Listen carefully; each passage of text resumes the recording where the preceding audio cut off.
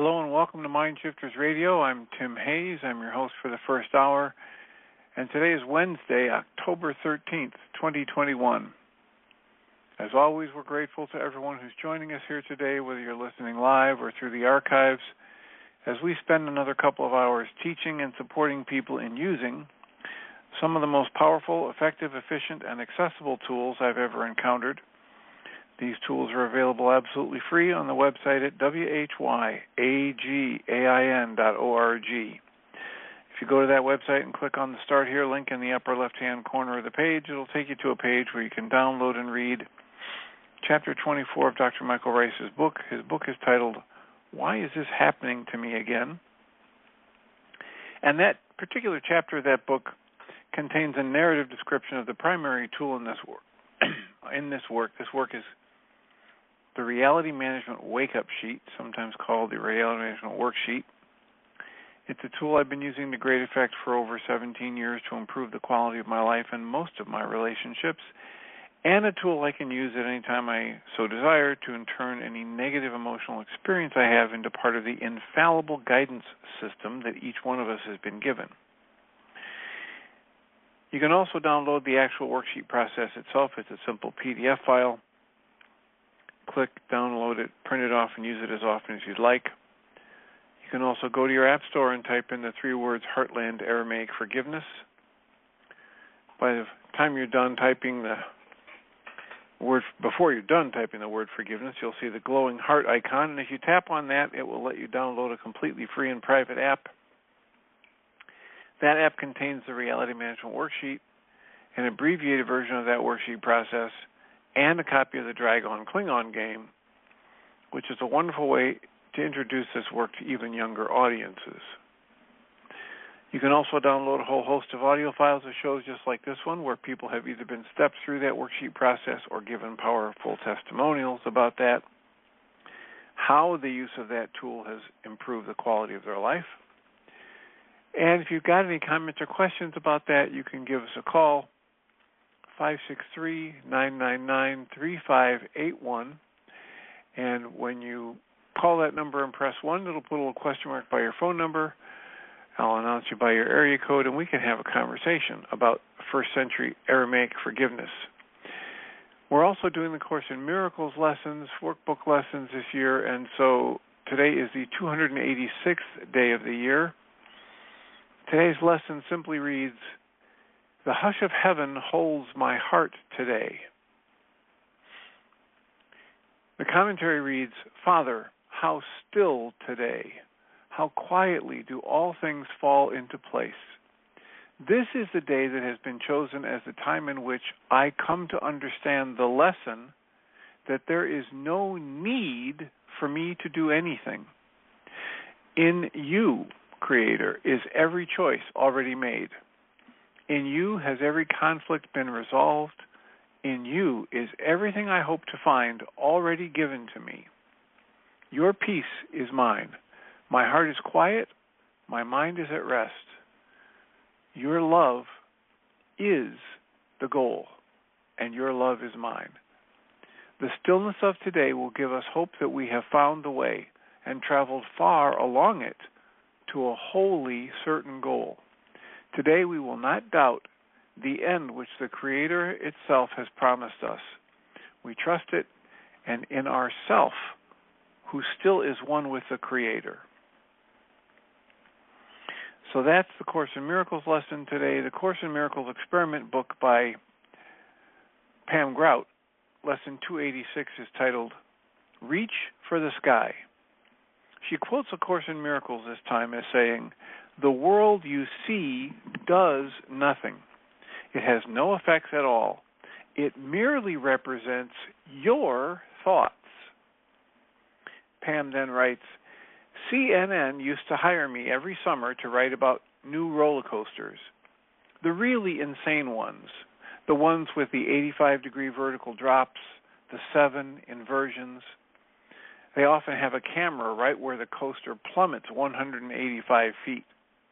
If you look at the photos these theme parks somehow manage to process and have waiting for you to purchase when you step wobbly-kneed off the ride, you notice teenagers have big smiles on their faces with their hands in the air. The adults, they look terrified, even though they know, theoretically, they're perfectly safe. Life is like those roller coasters. It sometimes looks like I'm in danger, but as Lesson 286 reminds us, the time has come to laugh at such insane ideas. Nothing external to your mind can hurt you or injure you in any way. No one but yourself affects you. So, today I join the teenagers, put my hands in the air, shout with glee, even when the coaster appears to be heading downhill. So that's our Course in Miracles workbook lesson for today, and our Course in Miracles experiment lesson from 286 from Pam Grout. And we have, as usual, about 50 minutes for a conversation. 563-999-3581. If you call that number and press 1, we can have that conversation. I was working a little bit more with the 15 Commitments to Conscious Leadership book, and I was struck by how the overlap and interplay between these books, teachings, mindsets. And as I've said quite often, for quite a while, I find tremendous benefit in looking through the lens of how are these things similar. And it came to me as I was listening again to the second chapter or the second commitment in this work that this is how I'm going to talk, what I'm going to talk about today, the similarity between Guy Finley's work, Michael Rice's work, the ancient Aramaic process of forgiveness, Rilke's recommendation that we learn to live in the question. Because the second commitment is I commit to grow in self-awareness. I commit to regard every interaction as an opportunity to learn. And I commit to curiosity as a path to rapid learning. Now that is the above-the-line commitment. The below-the-line commitment is I commit to being right and to seeing this situation as something that is happening to me.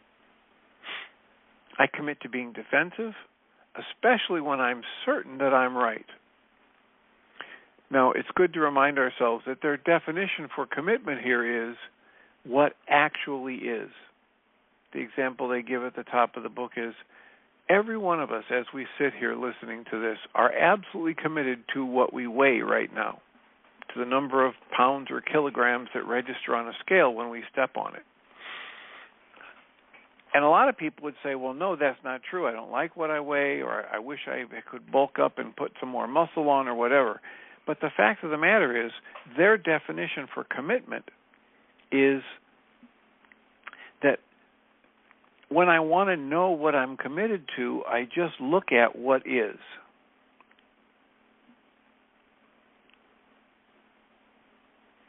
So they talk about 4 competencies that are they trump all other competencies when they research leadership. And these would be the best predictors of sustained success, not meteoric success, rise and crash, but sustained success. And those 4 competencies are self-awareness, learning agility, communication, and influence. The last 2 deal with how leaders interact with the world, and the first 2 address the leader's internal relationship to their own reality. Self-awareness and learning agility are what commitment to of the conscious leadership commitments are all about. They give an example of how several times a year they hold a retreat to introduce successful leaders to these 15 commitments. And they give an example of this woman, Sarah, who was wildly successful. But the more she got feedback from the participants, the more angry she got. And eventually, by the end of the second day, she left the retreat. And when she did, the entire retreat breathed a sigh of relief. She was incredibly successful, and she'll probably continue to be successful in her next venture. Also, she's still relatively young, so she'll likely have the opportunity to develop some skills in these two internal areas. But in their experience, her style of relating to feedback, by rejecting it and getting defensive and insisting that she's right and the other people are wrong, does not lead to long-term success.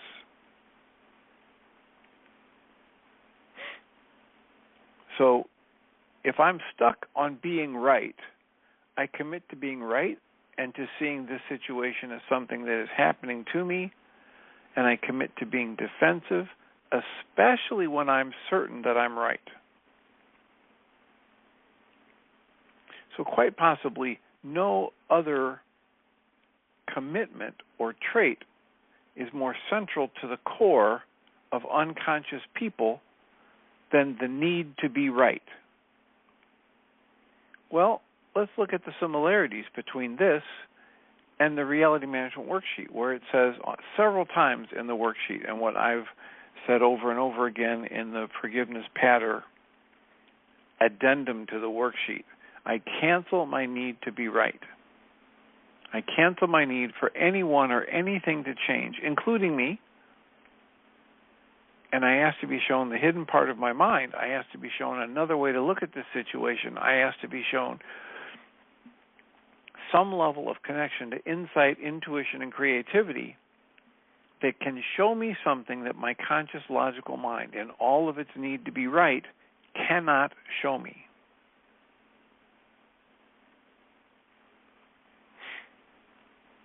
Now, they understand that our brains are hardwired for self-preservation, and so this idea of wanting to be right comes from this basic need to survive, and that's okay at a survival level.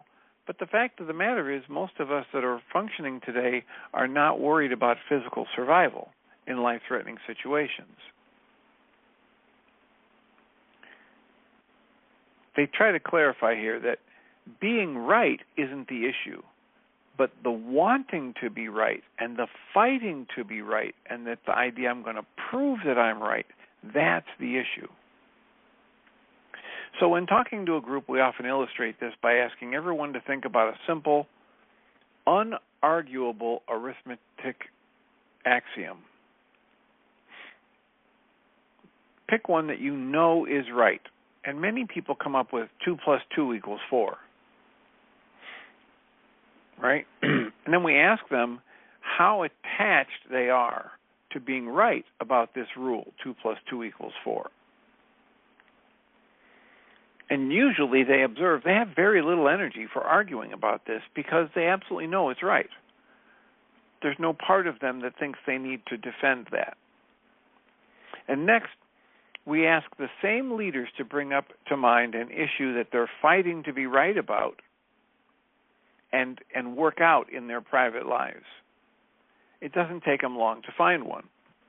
When we invite them to notice the difference between their need to defend, justify, and explain why they're right about that particular issue, and how strongly they feel the need to defend 2 + 2 = 4, they often get an insight.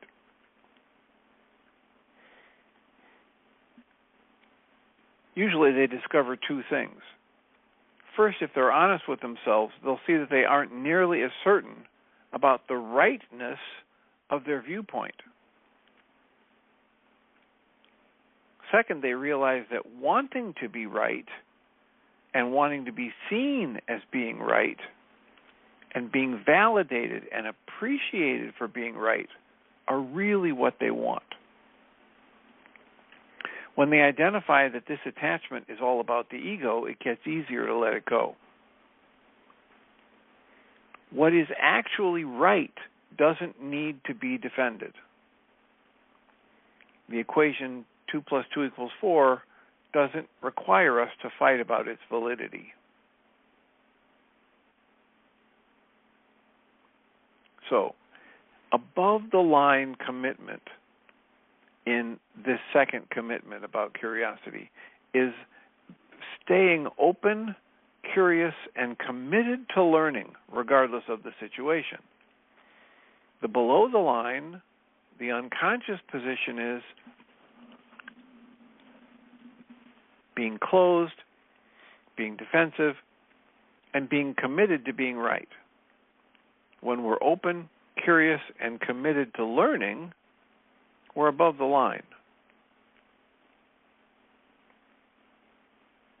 What they talk about is how, in their experience, conscious leaders choose to spend a lot of time above the line in those high learning states. This is called learning agility.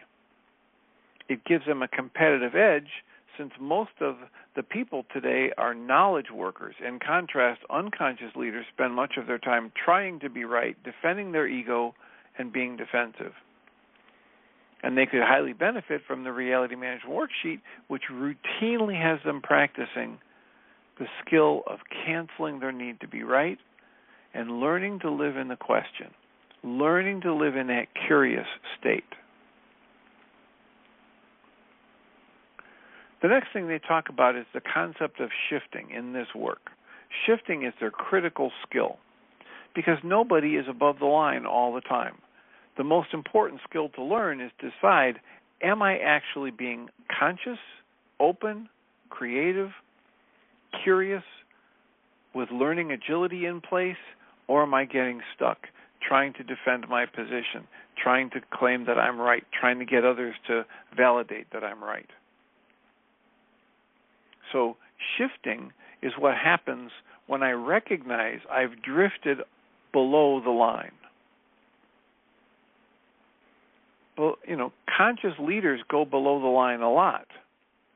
The difference between a conscious leader and an unconscious leader is the conscious leader wakes up sooner, recognizes that they've drifted to a below the line, to a negative, hurtful commitment, and then they shift back to the more open, productive space.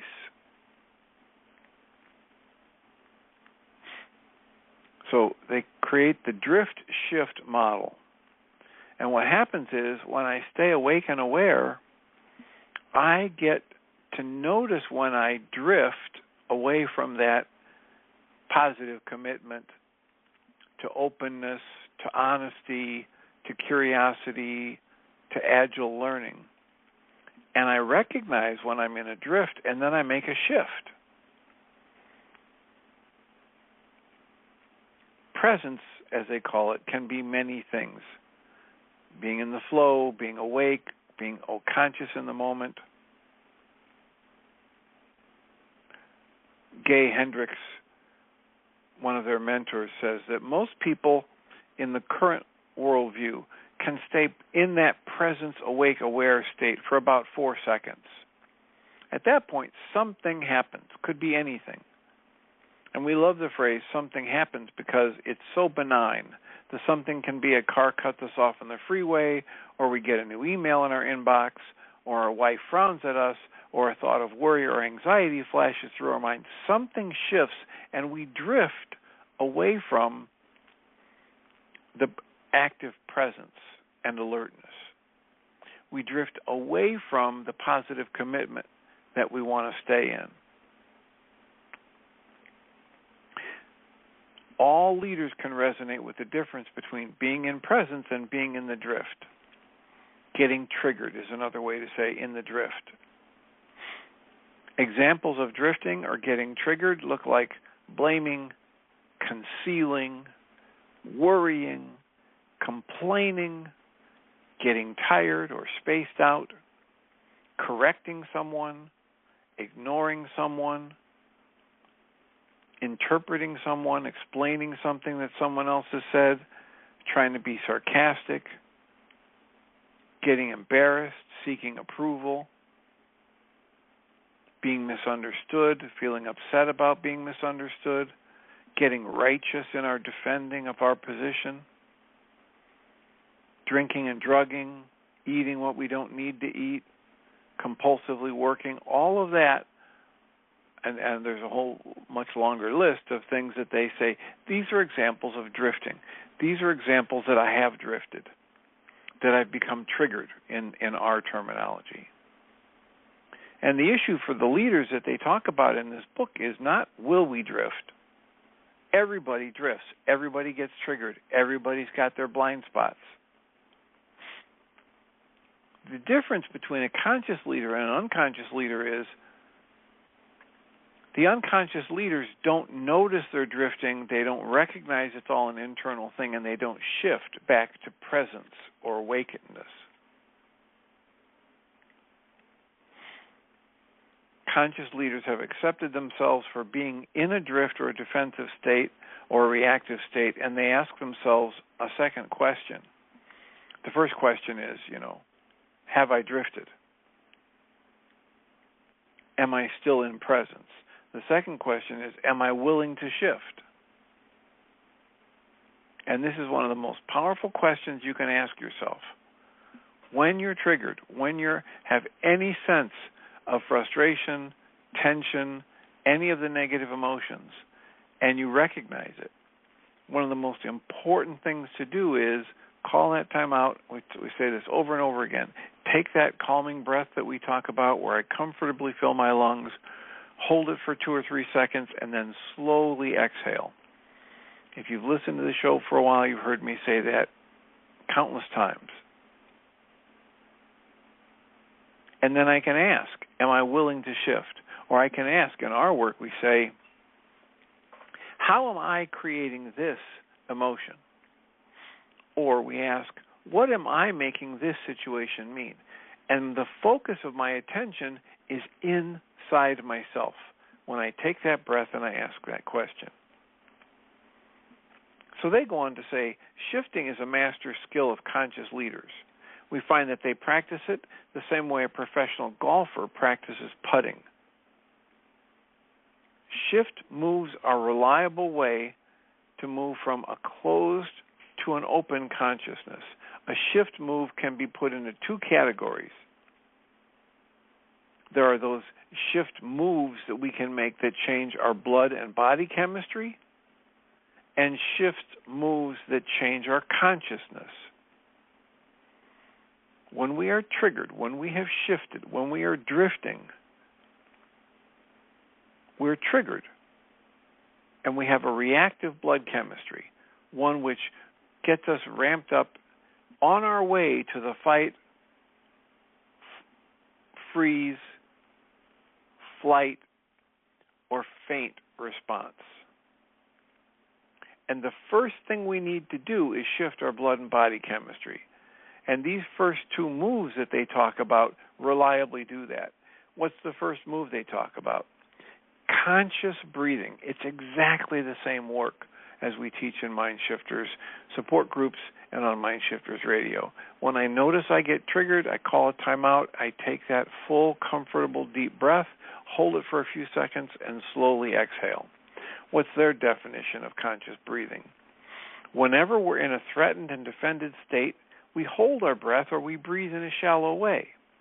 A conscious breath shifts our breathing pattern and breaks the hold of our reactivity. When we take 4 conscious breaths with a 4-second inhale, a 4-second exhale, deep into our belly, we literally shift our blood chemistry and our breathing pattern. So the first step they recommend in shifting out of an unproductive pattern is exactly the same as we teach in this work. The second technique is to radically change our posture. Whenever we're defensive and more interested in being right, then in learning, we each assume certain body postures. Most of us, with a moment's thought, can identify a defensive posture. Literally, defensive thoughts require our body to get tight, to get tense, to be in a defensive posture. So, by significantly shifting our posture, we shift out of defensiveness. And once we have shifted our biology and our neurology, now we are available to start shifting our perspective. Trying to shift our perspective while still being amped up on adrenaline and in that tight defensive response and trying to control things and having the cortisol course through our veins is almost impossible. This book is all about shift moves. Each chapter contains at least one. The shift move we want to introduce you to at this point is wonder. Wonder. Wonder is both a shift move and a state of consciousness. This is learning to live in the question, the way Rilke talks about it. This is what the Michael Rice Reality Management Worksheet calls asking to be shown the hidden part of my mind, turning it over to a higher level of my own consciousness or the Christ mind consciousness. Wonder is a shift move and a state of consciousness. Effective leaders learn to get into a state of wonder on a consistent basis. What is wonder? Well, to find out and to see it in action, we have to look no further than looking at a child. Before the age of 6, children are natural wonderers.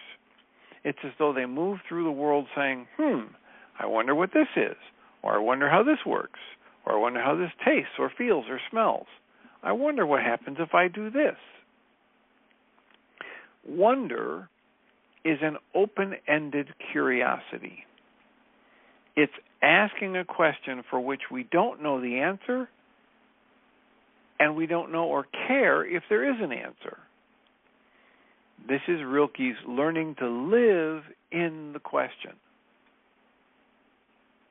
Wonder is as much about the question as it is about the answer. And I don't know whether it's in Rilke's work or some other work, but we talk about, people ask, well, what do you mean, learning to live in the question? We say, listen, any time a mind can ask a really good question, the mind that asks that question is not capable of comprehending the answer. The mind that asks a really good question has to grow and expand, stretch through experience, through time, through the willingness to cultivate openness and questioning. And then it might someday live along into the answer, as Rilke calls it.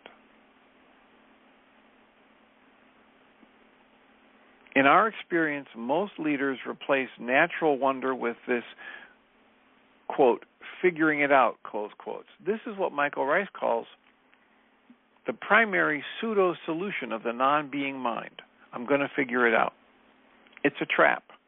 It's a trap because of what David Bohm and Krishnamurti call sustained incoherence. Because when we use our conscious logical thought in our mental and emotional problem areas, it just creates more of what we're trying to get rid of. We only create our mental and emotional and psychological suffering because of our thought process being misapplied. And so when we apply it again and again and again, we just create more pain and suffering. We create more stuckness. I can't figure it out when I'm angry. I can't figure it out when I'm grief-stricken.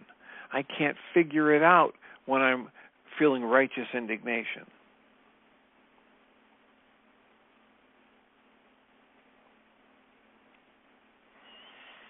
So, wonder is almost the opposite mindset of trying to figure it out. Figuring it out presupposes that there is an answer and that the goal is to use the mind to figure it out. So here's this word puzzle. You can try to figure this out. Unscramble the following letters to form a word. N-O-W-N.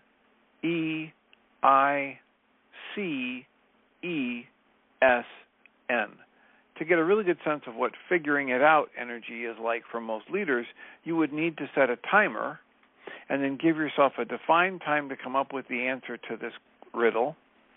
And in fact, you'd need to give yourself a very small amount of time, far less than you think you'd need. You would also need to make this a win-lose game with significant prize for winning and significant stakes for losing.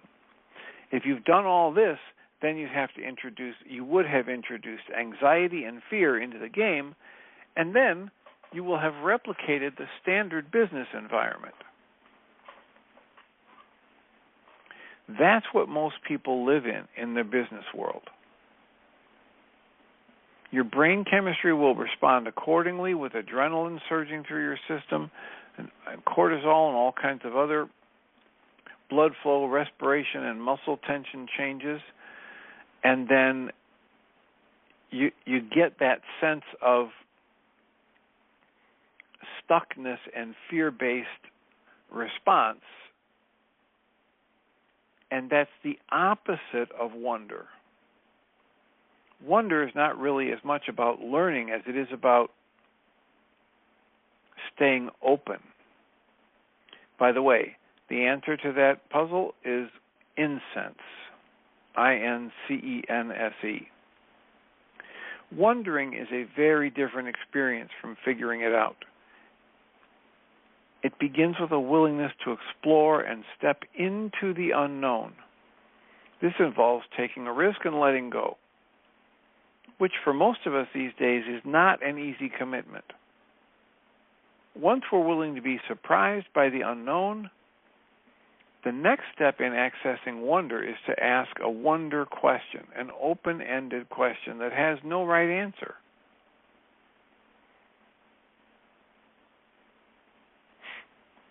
So, wonder questions go beyond our current knowing and beyond our past experience.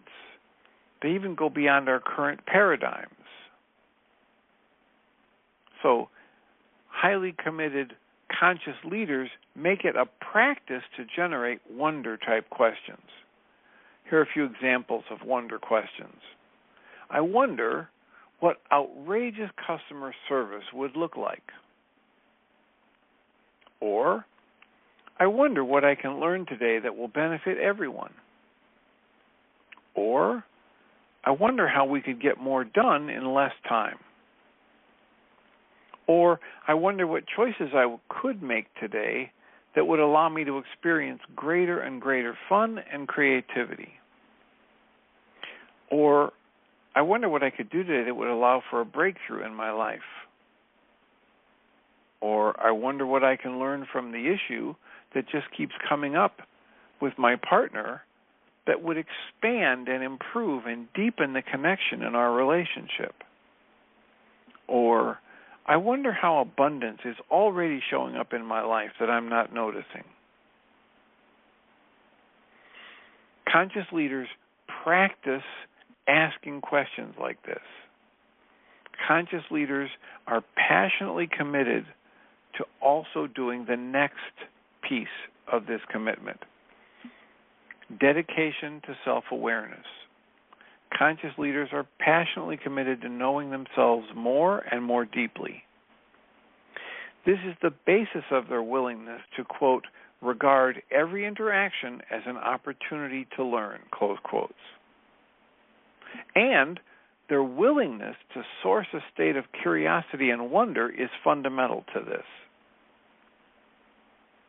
An astute person once said that all information falls into three buckets: what I know that I don't know, and what I don't know that I don't know. Though conscious leaders have a good grasp on what they know, and they're interested in what they don't know, they're powerfully drawn to what they don't know. And when it comes to self-awareness, they spend their time in the unknown by opening themselves up to feedback. Now, when most people think of feedback, they think of written or verbal comments given in a performance review. For us, feedback is much more than that. Feedback is information coming to us from a limitless set of sources. For example, our bodies are giving us feedback all the time in the form of sensations and feelings, as well as perceptions and thoughts. People are also giving us feedback all the time, and the vast majority of it is never verbalized. One of our favorite and most reliable forms of feedback is whatever the results are we're getting. The results in our lives give us immediate feedback about what we're committed to at an unconscious level. We said in the first commitment that radical responsibility is looking at your results to see what you're actually committed to.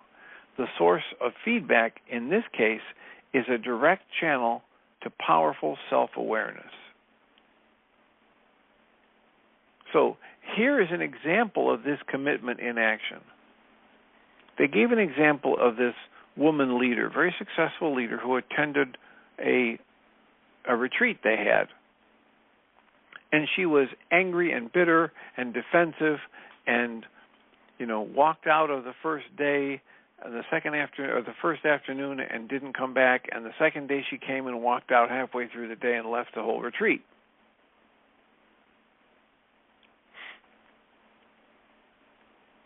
In the midst of her being defensive, she directed her anger at a woman named Diana, telling her, "I don't believe that you live this conscious leadership stuff, and I'll tell you why, because your body shows that you lack discipline."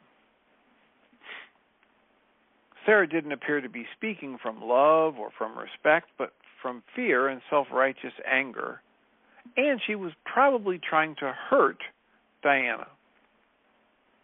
Now, it would have been easy for Diana to blow off this comment and let it go. But what we've noticed is that skilled, conscious leaders make the commitment to learning from all feedback, regardless of how it's given. Indeed, they learn that the feedback they most react to has the most learning potential. So again, this is directly out of what we try to teach in the Mind Shifter Support Group, what we hear from Guy Finley. Guy Finley says, the lessons we need to learn in life ride into our lives on the back of events we don't want. And the importance of a lesson for me is directly proportional to how much I don't want the event. So the more I have distaste for and upset and sadness and anger about an event unfolding in my life, the more important the lesson is in that moment for me. And if I reject the event, I lose the lesson. I can't learn the lesson, and at the same time I reject life and reject the unfolding event. So Diana, in this example, is a master at this. For this reason, it didn't surprise people in the Conscious Leadership Group when several weeks after that seminar, after that retreat, Diana posted the following message in their group. She writes, "When I was at the last foundation retreat, I got feedback from one of the participants that my body looked like I don't have the discipline I should have, especially around food. So I got really curious about the feedback. First, I giggled inside thinking that if this other person knew how much I want to eat versus what I am allowing myself to eat, she would be in awe of my discipline. Food is ecstatic to me, and my lusty personality wants more, more, more. Then I got curious about what gift she was giving me, regardless of the fact that she was saying it with anger and with the intention to hurt, and she was trying to be insulting. She was coming from a defensive, bitter position. Despite that, I looked for what gift she was giving me. And I found that there was a whole new layer of discipline that I could be experiencing around eating and caring for my form. So I have used this woman's voice as a wonderful challenge and have devoted myself to a whole different kind of discipline. It's not willful, but instead it is devotional. The results are surprising in that there has been a significant difference in my sensitivity and my intuition, and they're both more markedly keen. And the shape of my body changing is wonderfully fun. So here's an example of someone who is committed to self-discovery, self-knowledge, self-awareness. She's committed to catching any presence of tension or defensiveness or negative emotion in herself and doing the things that help her shift. The first one is a conscious breath, or doing 4 conscious breaths in their idea. Nice full 4 counts in breathing, nice slow 4 counts out. Exhale and do that 4 times. The next shift is I shift my body position. I move into a more open, soft position. And the next thing is I turn the focus into myself and ask, what can I learn from this situation?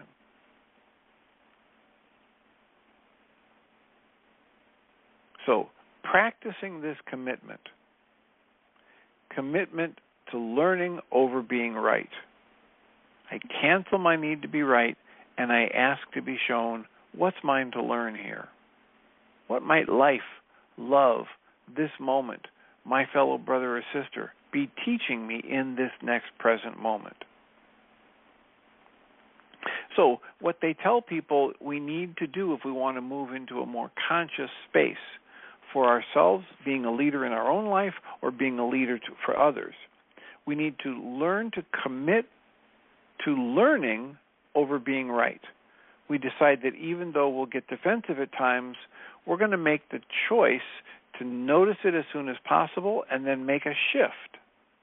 Using these shift tools like 4 conscious breaths and curiosity questions and change of body posture to break the cycle of defensiveness.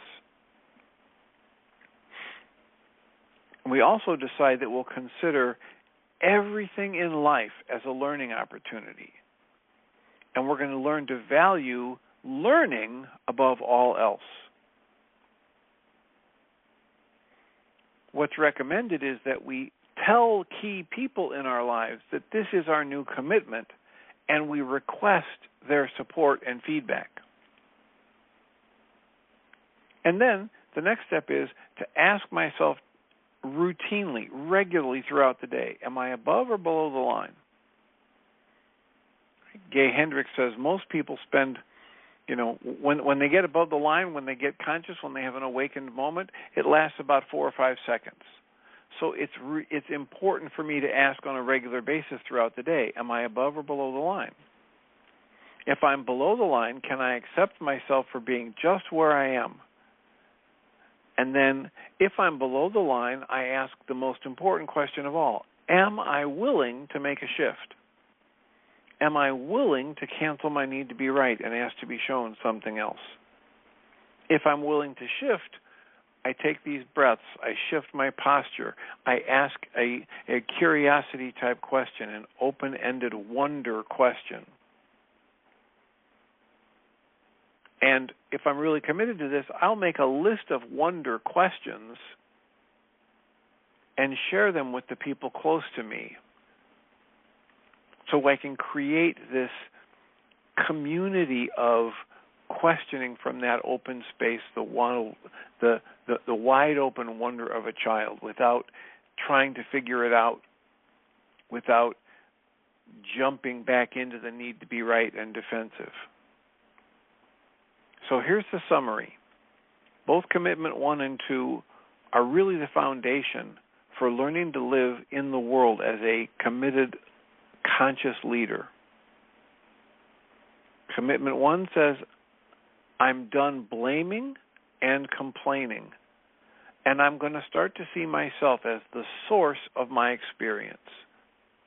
Commitment 2 says, I'm going to value learning over being right. I'm going to value growing over the survival of my identity. And I'm going to choose curiosity and wonder.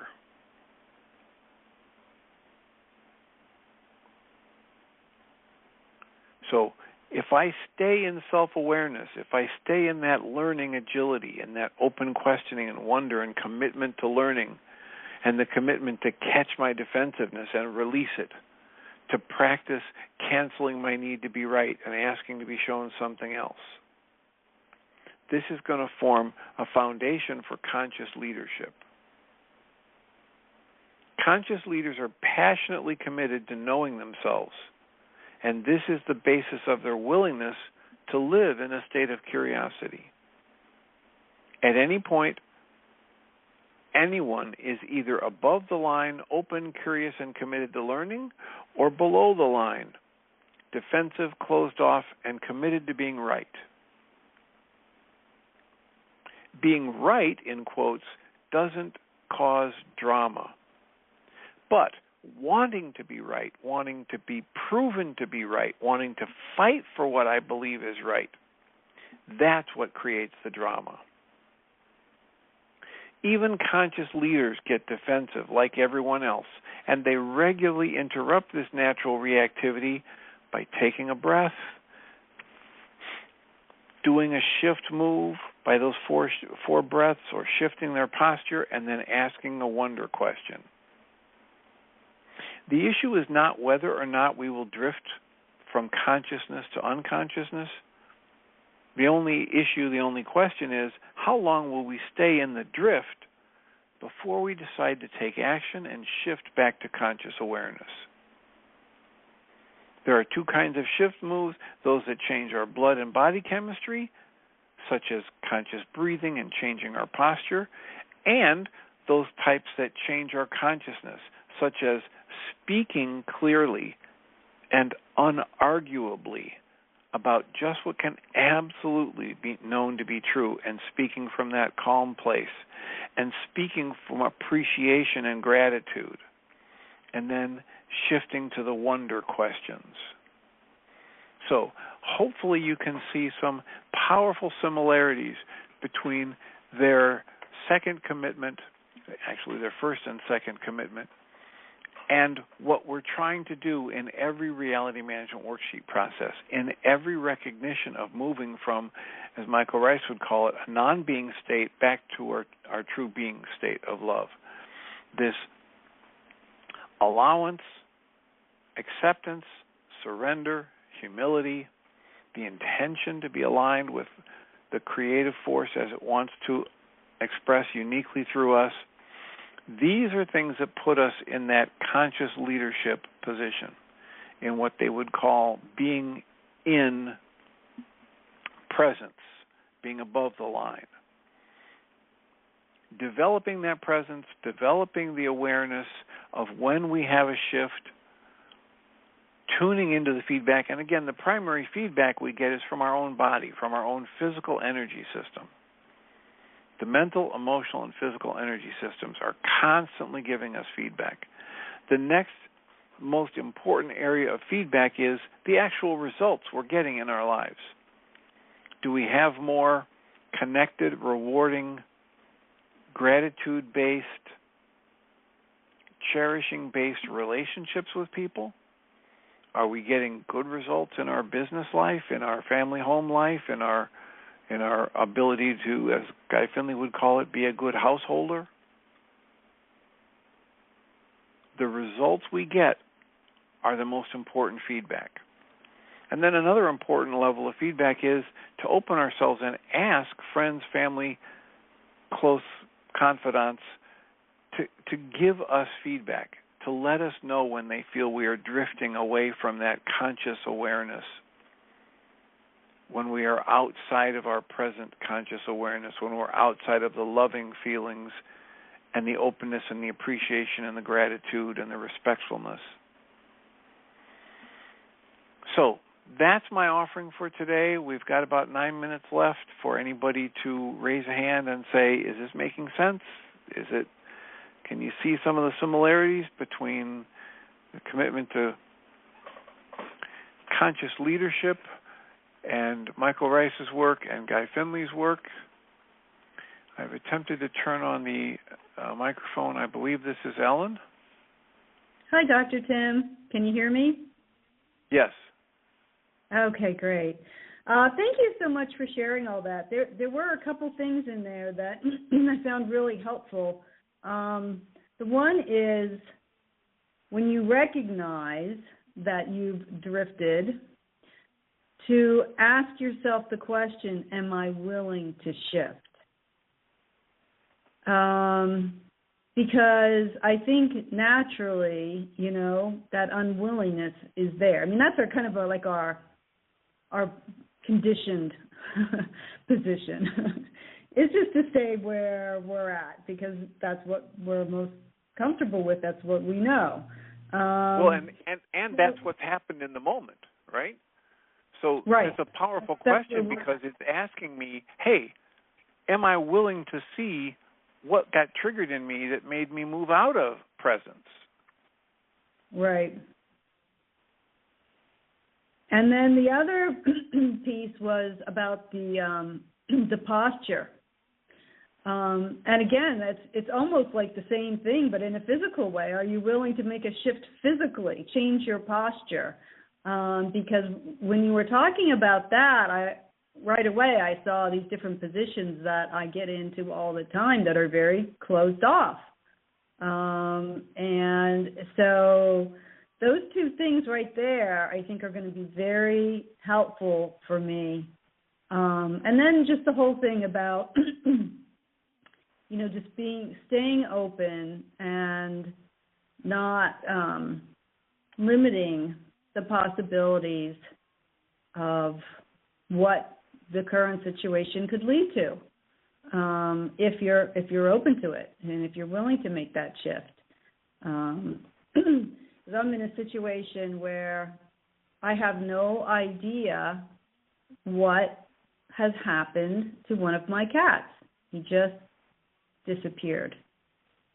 And I find that, of course, my mind has been going through the whole program of, well, there's only so many things that could have happened to him. It could be this, it could be that, it could be that, and then, of course, you think, oh, if that happened, right? You start going down all those rabbit holes.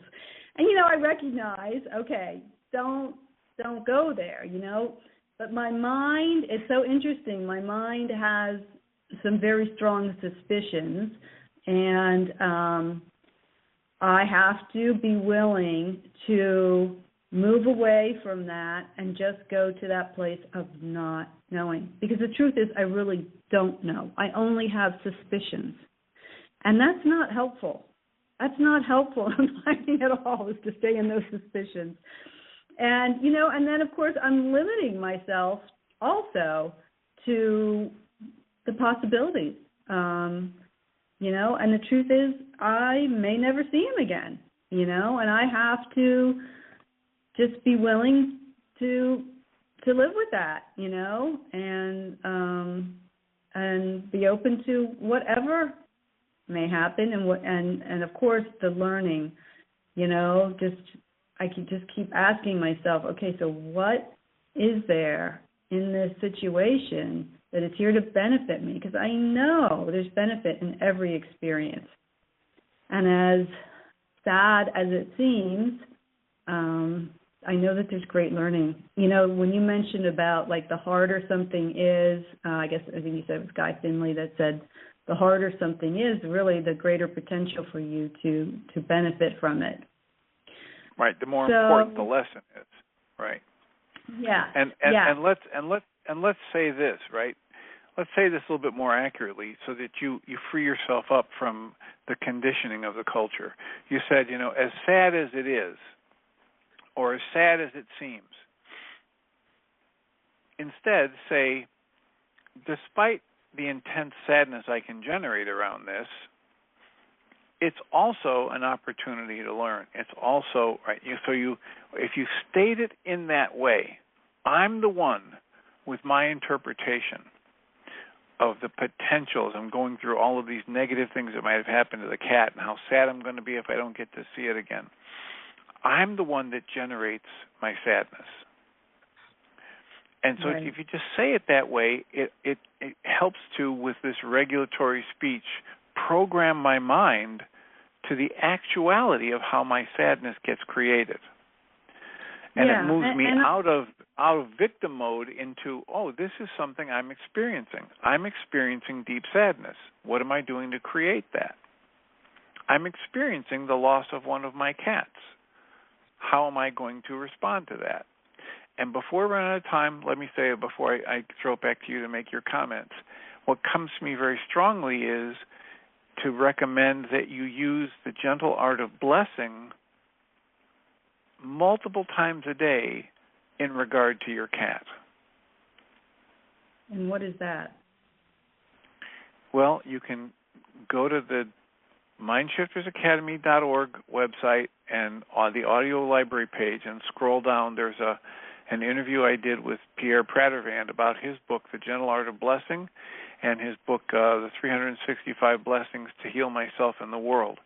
It's this process that we can move into where we find the most loving, heart-centered energy we can, positive, seeing the person, the situation, the cat in its highest and best, living into its potential in safety and comfort and warmth and,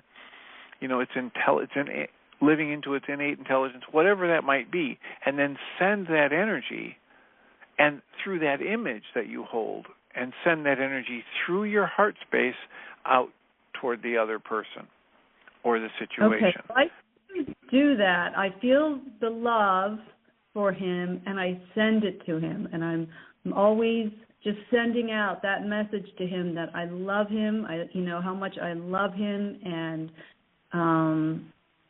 so I have been doing that, and I feel like that he probably feels that, and so that's helpful. If he's still even here, I don't know. He might have made his transition. But even, it doesn't really matter either way where he is, right?